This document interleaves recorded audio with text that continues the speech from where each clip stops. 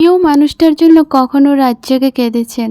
এটা কিন্তু ঠিক না। রাত জেগে কেন কান্না করবেন? যে চলে আসার সে এমনিতেই চলে আসবে, আর যে চলে যাওয়ার সে এমনিতেই চলে যাবে। ভালোবাসা সবার জীবনে থাকে, আবার কারো জীবন থেকে কেড়ে নেয়, অনেক দূরে চলে যায়, যা কখনো ফিরে পাওয়া যায় না। তাহলে ভিউয়ার্স, কি অবস্থা সবার? আলহামদুলিল্লাহ, আমরা ভালো আছি।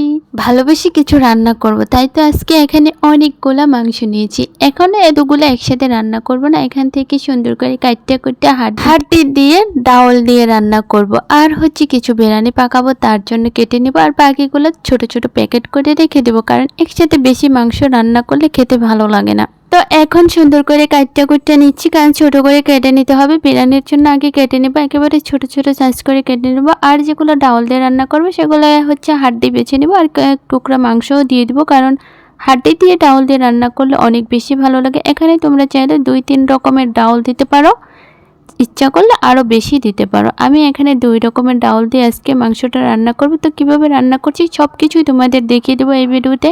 একটা কথা কি জানেন, ভালোবেসে আপনি যেই কাজ করেন না কেন, সেটা ছোট হোক আর বড় হোক, দেখবেন ওই কাজে অনেক বেশি তৃপ্তি লাগে। আর যে কাজ আপনার মন থেকে ইচ্ছা হবে না, সেটা করতে গেলে দেখবেন আপনার কখনো ভালো লাগবে না। তাই সবসময় চেষ্টা করবেন যেটা ভালোবাসার তাকে ধরে রাখতে, যেন কোথাও না ফিরে যায়, কোথাও যেতে না পারে। কারণ তো ভালোবাসার জিনিসটা সবসময় পাশে থাকলে অনেক বেশি তৃপ্তি আর শান্তি লাগে। এখানে মাংস আর হাড্ডি নিয়ে নিচ্ছি, তার সাথে দিয়ে দেবো ডাউল। আমি এখানে ডাউল নিয়েছি হচ্ছে খেসারির ডাউল, আর হচ্ছে হেলন ডাউল। হেলন ডালটা এটা হচ্ছে বিশেষ করে আমাদের গাজীপুরে হয় না, এটা নোয়াখালী থেকে আনা, বেশি ওইদিকে হচ্ছে এটাকে হেলন ডাউলের বলে। জানি না এটার কি পার্শ্ব প্রতিক্রিয়া কোনো নাম আছে কিনা। আমার কাছে কিন্তু এই ডাউলটা অনেক বেশি ভালো লাগে। এটা হচ্ছে যে কোনো শাক সবজি দিয়েও রান্না করা যায়, আবার হচ্ছে মাংসের সাথেও রান্না করা যায়। ডাউলটা দেখতে একেবারে মাসকলার ডাউলের মতনই, তো খেতে অনেক বেশি ভালো লাগে। তো এখন হচ্ছে ডাউলগুলা দিয়ে দিচ্ছি, একে একে সবগুলা মশলা অ্যাড করে দিব। তারপর এটাকে হাতে মেখে এক সাইডে রেখে দিব রেস্টে প্রায় 1 ঘন্টার জন্য। মাংস রান্নার ক্ষেত্রে যে কোনো মাংস হাতে মেখে তারপরে অনেক সময় রেস্টে রেখে দিলে সেই খাবারের টেস্টটা অনেক বেশি বেড়ে যায়। আদা রসুন বাটা আর মশলা বাটাটা দিয়ে দিলাম, তারপর গরম মশলা, পেঁয়াজ, কাঁচামরিচ আর হলুদ, মরিচ, লবণ, ধনিয়া গুঁড়া আর হচ্ছে মাংসের মশলাটা আমি পরে দিয়ে দিব। এখন এগুলোকে ম্যারিনেট করে রেখে দিব, সাথে সরিষার তেলটাও অ্যাড করে দিয়েছি। বিশেষ করে আমি সব রান্নার ক্ষেত্রে হচ্ছে সরিষার, তোমরা অনেকেই জানো আমি সমস্ত রান্না বান্না করি হচ্ছে সরিষার তেল দিয়ে, কারণ আমি সরিষার তেলটাই বেশি খাই। ওই রান্নার রেগুলার যে তেলটা আছে ওইটা আমি খুবই কম ব্যবহার করি, শুধু ভাজা পোড়ার পিঠা বানানোর জন্য ওইটা ব্যবহার করি। আর সমস্ত রান্না করি সরিষার তেল দিয়ে। সমস্ত মশলা দিয়ে এখন এটাকে ভালো করে মিশিয়ে নিব, তারপর এটাকে রেস্টে রেখে দেব 1 ঘন্টার জন্য।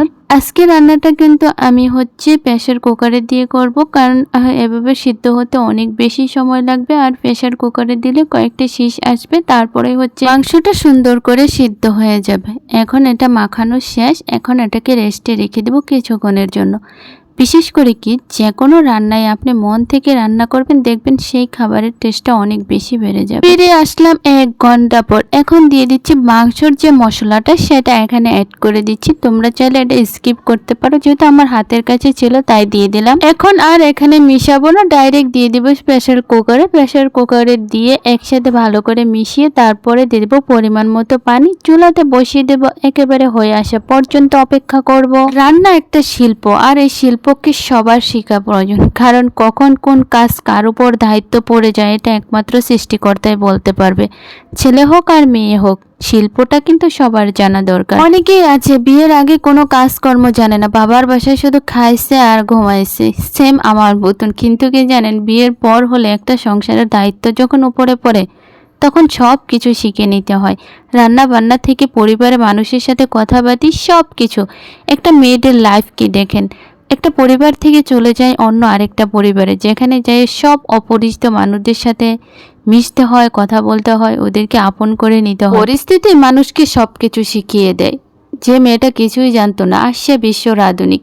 তো কেমন লাগলো ভিডিওটা অবশ্যই জানাবা, ভালো লাগলে পাশে থাকবা। দেখা হবে নেক্সট ভিডিওতে, সে পর্যন্ত সবাই ভালো থাকো, সুস্থ থাকো, নিরাপদে থাকো। আল্লাহ হাফেজ।